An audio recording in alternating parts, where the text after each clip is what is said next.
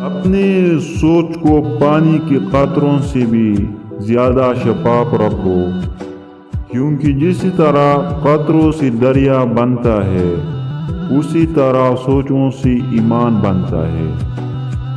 معاشرے پر تمہارا سب سے بڑا احسان یہ ہوگا کہ تم خود سنوار جاؤ۔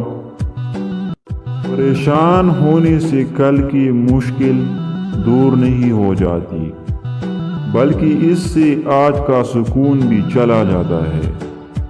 اگر تم اس وقت مسکرا سکتے ہو جب تم پوری طرح ٹوٹ چکے ہو، تو یقین جانو کہ دنیا میں تمہیں کبھی کوئی توڑ نہیں سکتا۔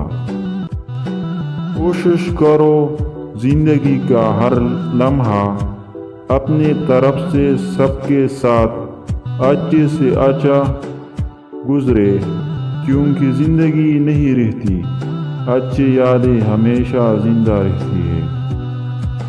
ناظرین، اگر ویڈیو اچھی لگی تو ویڈیو کو لائک کریں، چینل کو سبسکرائب کریں، بیل آئیکن کو بھی دبائیں۔